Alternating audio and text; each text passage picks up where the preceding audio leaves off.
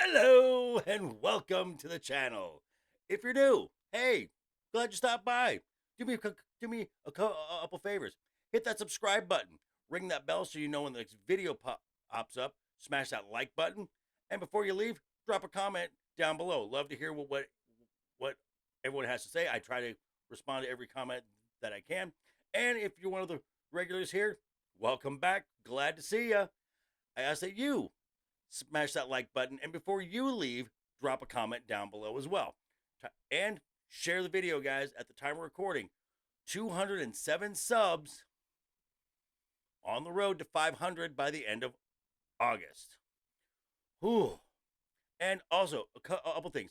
If you are a subscriber, please make sure and check that you're still subscribed. There have been a couple friends who have had to resubscribe because apparently YouTube has been unsubscribing people. So just double check and make sure that you are subscribed.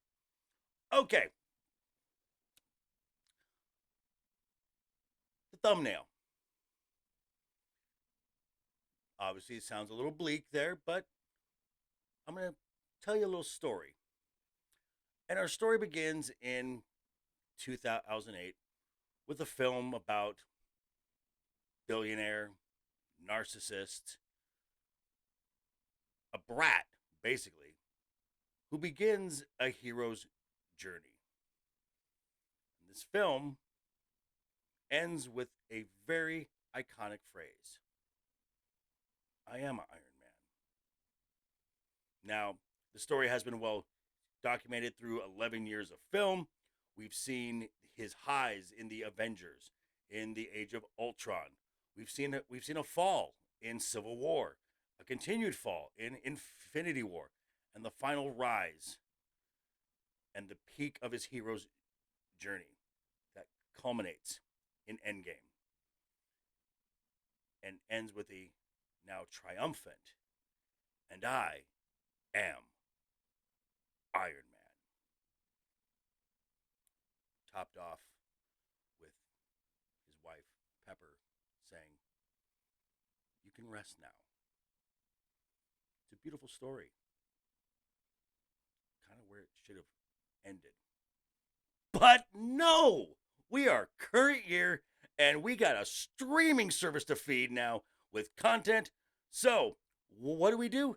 Let's hire a bunch of activists posing as writers who know nothing about comics, about character, about legacy, but know a lot about identity politics and intersectional feminism. What's the worst that can happen? It's already been well documented my thoughts on the MCU, and I've got a bunch of videos that I've done previously that address this topic. Please feel free to check those yourself.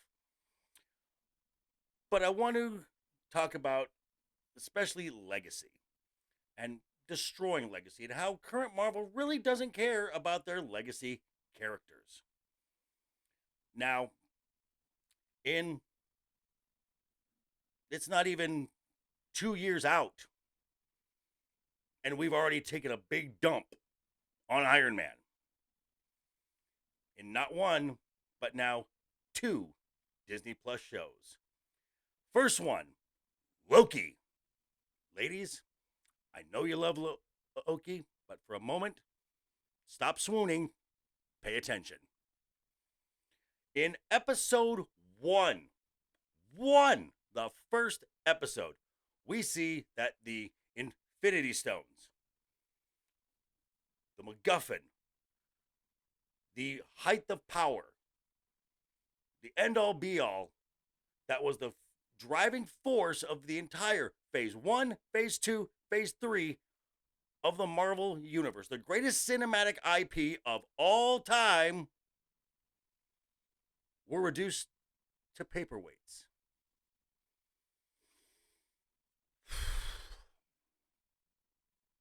On top of all that, in episode one, we were introduced to the sacred timeline and Nexus events. So, the way I describe Nexus events, I go back to an episode of Doctor Who, where the 10th Doctor, David Tennant, and Catherine Tate, Donna Noble, arrive in Pompeii. The doctor's like, oh my gosh, this is terrible. Thousands of people are going to die. And Donna asks the question that we, the audience, would ask. That's the role of the companion. Why don't you just go back in time a couple days and warn everyone and make sure everyone gets out of the city? The doctor says, no, this is a fixed point in time. Nothing can change it. It is going to happen no matter what. Thousands of people are going to die no matter what. This is what a Nexus event is as far as defined in the MCU. These are fixed points in time. They cannot be changed. They're always going to happen. So basically, free will does not exist in the entire MCU. Tony's entire arc, all that growth, all that character development, that final from the man in 2012 who says he would just assume cut the wire to the guy who ultimately lays on the wire. That snap is a Nexus event. It is a fixed point in time. It is always going to happen at that moment, where it happened, and it will always be Tony. You have just taken 11 years of storytelling and character development, particularly Tony Stark, and you flushed it. This is why Loki is the worst of the MCU shows. Then we come to the most recent one, She-Hulk, where they don't even wait for an episode to show up. They tell you in the trailer, where her friend goes, you could be an Avenger. And She-Hulk says, oh no, that's for billionaire narcissists and adult orphans. Excuse me? The only thing anybody should be saying about Tony Stark is thank you for saving the universe. Utter disrespect. And it is just egregious now. They're not even being shy about it. They're not even hiding it. They're telling you right now, we don't care about these legacy characters. They have gone full-blown Kylo Ren. Forget the past. Kill it if you have to.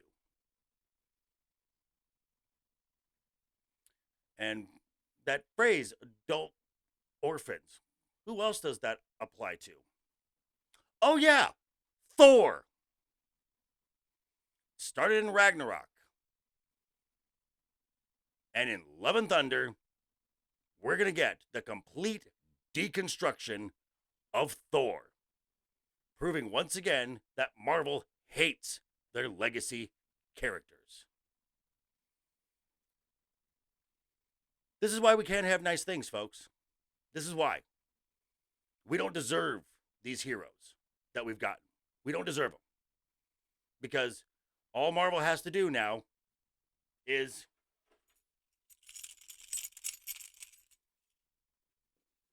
and the masses just come a-running because somebody slaps a Marvel label on it. I mean, there's a recent phrase going around. What's an MCU fan's favorite thing? The next MCU thing. Because most of us, again, just look at ourselves as viewers, consumers. And we're going to come running no matter what. Because Marvel